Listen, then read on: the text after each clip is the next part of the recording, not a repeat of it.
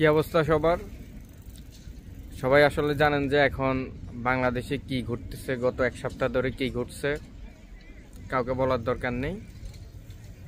তো আমি এখানে 2 মিনিট কিছু কথা বলার জন্য আসছি, প্রবাসী ভাইদের জন্য। আমি নিজেও দেশের বাইরে থাকি, পড়াশোনা করি, আল্লাহর রহমতে টাকা পয়সা কামাই, টাকা পয়সা অনেক বাড়িতে পাঠাই।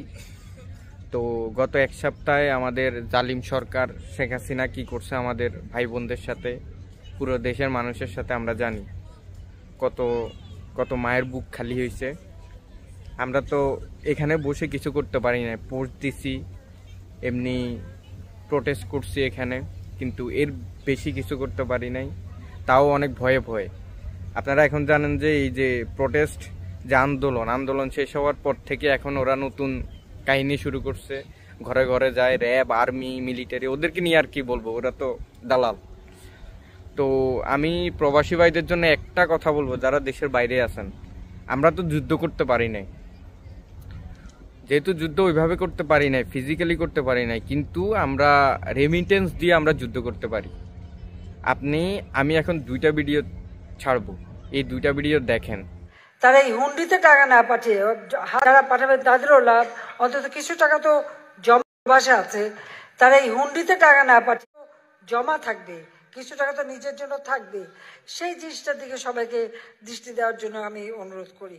আমাদের প্রবাসী ভাই বোনদেরকে অনুরোধ করব, তারা রেমিটেন্সটা পাঠাবে, তাদের রেমিটেন্সটা অর্থ পাঠানোর যেন ব্যাংকে কোনো সমস্যা না। শেখ হাসিনা আর পলক এরা এখন পাগল হয়ে গেছে। দেখেন, এক সপ্তাহ আমরা টাকা পাঠাই নাই, দেশের বাইরে আমরা টাকা পাঠাইতে পারি নাই, দেশে পুরো দেশের যে রিজার্ভ আছে সব শেষ, পাগল হয়ে গেছে। এখন ওরা সরকার ভিডিও করতেছে, যে জালিম সরকার আছে, তারপরে পলক, ওরা সবাই মিলে ভিডিও করতেছে, আপনারা টাকা পাঠান, এই সেই, আরো হাবিজাবি অনেক বুঝাইতেছে। কেন? আপনারা এটা বুঝার চেষ্টা করেন, কারণ ওরা পারবে না, ওরা দেশ চালাইতে পারবে না, দেশের যা আছে অলরেডি ওরা খেয়ে ফেলছে। এখন এই দেশটা চলতেছে আমাদের টাকার উপরে।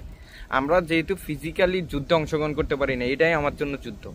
আমার ভাই বোনদেরকে মারছে, কিছু করতে পারি নাই, এটাই যুদ্ধ। আপনি যদি আমি এই ভিডিওটা করার একমাত্র উদ্দেশ্য হচ্ছে যে আপনাদেরকে এটা আহ্বান করা, আপনাদেরকে বলা, যদি বিন্দুমাত্র বিবেক যদি আপনাদের থাকে, বিন্দুমাত্র বিবেক যদি থাকে, তাহলে আল্লাহ দোহাই লাগে আপনারা দেশে টাকা পাঠাইন না। আপনারা টাকা পাঠাইয়েন, টাকা কেমনে পাঠাবেন?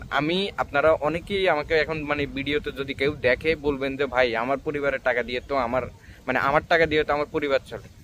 ভাই বিশ্বাস করেন, আমার টাকা দিয়েও আমার পরিবার চলে, আমার পরিবারের কোনো ইনকাম নাই, আমি কেমনে টাকা পাঠাবো? আমার এখানের মধ্যে দেশের বাইরে অনেকের টাকা লাগে, আপনি তারা টাকা দেন, টাকা দিয়ে বলেন যে সে বাংলাদেশে যেন আপনার পরিবারকে দিয়ে, এভাবেই এখানে চলতেছে, আমি এভাবে করতেছি।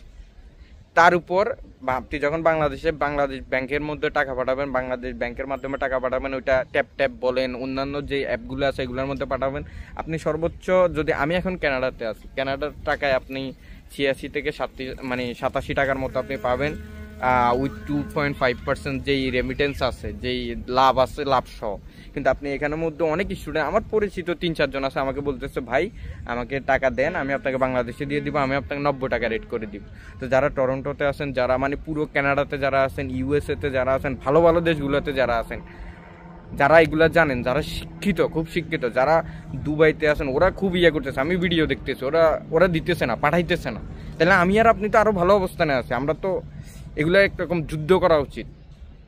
আল্লাহ দোয়াই লাগে আপনারা টাকা পাঠাইয়েন না, আপনারা হুন্ডির মাধ্যমে পাঠান অথবা এখানে কাউরে দেন, তারা বাংলাদেশে আপনার পরিবারে দিয়ে দিবে।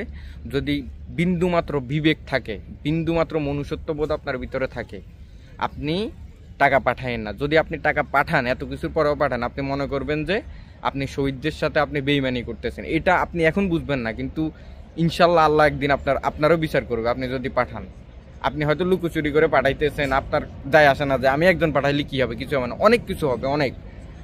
টাকা পাঠাইয়েন না, আমি পাঠাইতেছি না, আমি সবাইকে আহ্বান করতেছি, আপনারা কেউ টাকা পাঠাইয়েন না। আমার এই ভিডিওটা করার একমাত্র উদ্দেশ্য আপনাদেরকে এটা বলা, কেউ টাকা পাঠাইয়েন না। এই সরকার, এই জালিম সরকার একদিন পতন হবে ইনশাল্লাহ। সবার পতন হয়েছে, যত জালিম আছে, যত জালিম আসছে এই পর্যন্ত, আল্লাহ কাউরে রাখে নাই, এরাও রাখবে না। এই দেখবেন যে পাগল হয়ে যাবে। এক সপ্তাহ, আপনি 1 মাস টাকা পাঠায়েন না, 1 মাস টাকা পাঠায়েন না, দেখিয়ে নেই সরকারের কি হয়।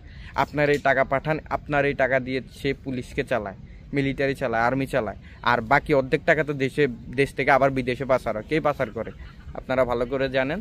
আমি কোনো রাজনৈতিক কোনো কিছুতে নাই, আমি হচ্ছে মনুষ্যত্বর দিকে। আমি আমার ভাই বোনদের সাথে যারা মারা গেছে। সো এটা হচ্ছে যে আমার আহ্বান, আপনারা কেউ টাকা পাঠায়েন না, আর সবার জন্য দোয়া করবেন। যারা শহীদ হয়েছে তারা যেন আল্লাহ যেন তাদেরকে জান্নাতবাসী করেন। আমরা কিছু করতে পারি নাই, কাপুরুষের মতো এখানে ছিলাম, লুকায়ে লুকায়ে ছিলাম, এখনো লুকিয়ে আছি। সো আল্লাহ আমাদের দেশকে আরেকবার স্বাধীন করবে ইনশাল্লাহ। কখন করবে আমরা জানি না, তবে ওই দিনের অপেক্ষা। আজকে আমি এখানে বসে বললাম, একদিন আমাদের দেশও স্বাধীন হবে, এই জালিম সরকারের পতন হবে ইনশাল্লাহ। সবাই দোয়া করবেন। দেখেন একটা পার্কে বসে আছি আমি, কত সুন্দর, সবাই পিকনিক করতেছে, কোনো টেনশন নাই। ইভেন এখানে যদি কারো চাকরি না থাকে, সরকার তাদেরকে প্রোটেক্ট করে, সরকার তাদেরকে টাকা দেয়, সরকারের উপর মানুষের আস্থা। এখানের পুলিশ যে কি, আর বাংলাদেশি পুলিশ অমানুষের বাচ্চারা, জানোয়ারের বাচ্চা, দালালেরা। তোরা যদি মানুষ হস, যদি কখনো বিন্দু মাত্র কিছু, তোদেরকে আসলে বলে লাভ নাই। এগুলার পোলা মাইয়া, আমার মনে হয় যে এগুলা ছেলে মেয়ে যদি কখনো মারা যায়, এগুলা তাও ওই যে যাইয়া হাসিনার পা চাটবে।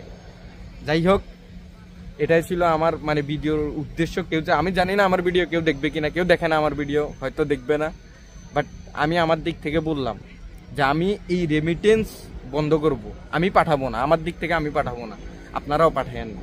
আল্লাহ হাফেজ।